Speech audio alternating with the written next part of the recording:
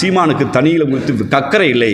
அதற்கு மாறாக தமிழ்நாடு அரசியலில் எனக்கு வாக்களித்தா ஈழம் வாங்கிடுவேன் என்று சொல்வது தமிழ்நாட்டு அரசியலுக்குள் இருந்த எழுச்சியை, தமிழ்நாட்டு அரசியலுக்கு எழுச்சியை சிங்கள அரசுக்கு எதிராக ஒரு கருத்தியல் பரப்புரையாக பரப்பாமல், இந்திய அரசாங்கத்தோடு ஒரு தனித்தமிழீழமே தீர்வு என்று பரப்பாமல், அதற்கு மாறாக பன்னாட்டு டயஸ்பரா தளத்திலும் தமிழீழத்தை நீர்த்து போக செய்திருக்கிறார். இனப்படுகொலைகள் தத்துவத்தை, சட்ட ரீதியான போராட்டத்தை ஒன்று கூட ஒரு புள்ள கூட புடிஞ்சு போடாமல் நீர்த்து போக செய்திருக்கிறார். திட்டமிட்டு ஈழ மண்ணில் காட்டி கொடுத்தது மட்டுமல்லாமல் தமிழ்நாட்டில் இருந்த அரசியல் எழுச்சியை மட்டுப்படுத்தி வைப்பதற்கு இவர் காரணமாக இருந்திருக்கிறார். சீமான் பாஜகவால் இயக்கப்படுகிறார் என்று நாங்கள் உறுதியாக நம்புகிறோம். ஏன்னா இன்றைக்கி ஒரு தமிழ் தேசியக்காரன், தமிழ் தேசிய அரசியலை பேசுபவன், மாநில உரிமை அரசியல் பேசுகிறவன் இந்த வாட்ஸ்அப் ஸ்டேட்டஸ் வைக்க மாட்டான். சமஸ்கிருத திணிப்பை, இந்தி திணிப்பை விட இந்த வார்த்தை வராது.